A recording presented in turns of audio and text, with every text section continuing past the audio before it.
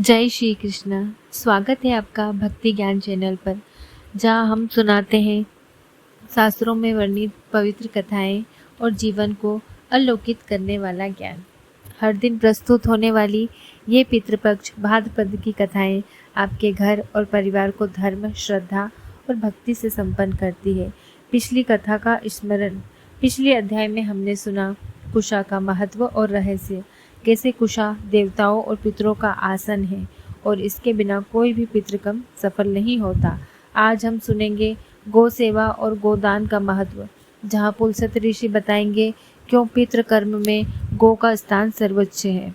भीष्म पितामह ने आदर पूर्वक पूछा, हे महामुने, कुशा का महत्व आपने विस्तार से बताया, अब कृपया यह बताइए, शास्त्रों में बार बार कहा जाता है कि पितृकर्म में गौ सेवा और गोदान का विशेष महत्व है। गौ को ही पितरों की तृप्तिदात्री क्यों कहा गया है? पुलस्त्य ऋषि ने गंभीर स्वर में कहा, हे गंगा पुत्र, गौ कोई साधारण प्राणी नहीं। इसे शास्त्रों में गावो विश्वस्य मातरः, समस्त जगत की माता कहा गया है। गौ में सभी देवताओं का निवास है और इसका पवित्र अंग पवित्र है। गौ के बिना यज्ञ अधूरा है, गौ के बिना पितरों का तर्पण अधूरा है, गौ के बिना धर्म का पालन अधूरा है।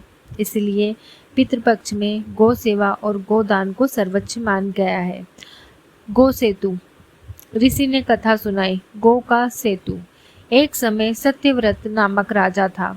उसने अनेक दान किए, अनेक यज्ञ किए, किंतु उसने जीवन में कभी गौ की सेवा नहीं की। जब उसकी मृत्यु हुई, आत्मा पितृलोक की यात्रा पर चली, तब मार्ग में एक विशाल नदी आ गई। वह नदी पापों और अधूरे कर्मों से भरी थी, जिसे पार करना असंभव था। राजा असहाय होकर रोने लगा।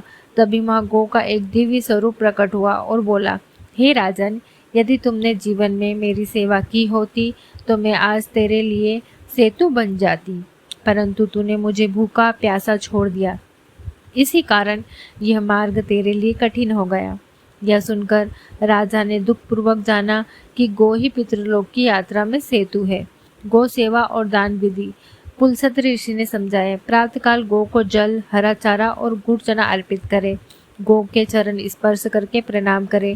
पितरों के नाम से गौ का पूजन करे। ओम गोमात्राय नमः मंत्र से परिक्रमा करे।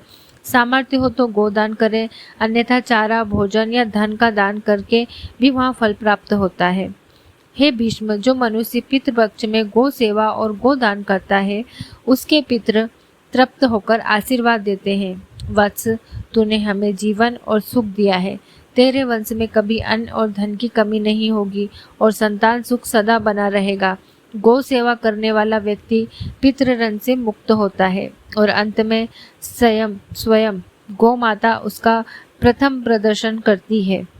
प्रिय भक्तों, आज आपने सुना पितृपक्ष में गौ सेवा और गोदान का महत्व, कैसे गौ पितरों की तृप्तिदात्री और स्वर्ग मार्ग की सेतु है।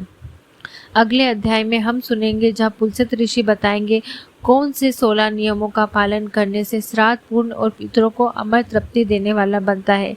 तो जुड़े रहिए भक्ति ज्ञान के साथ। चैनल को सब्सक्राइब करें, घंटी दबाएं और इस कथा को अपने परिवार और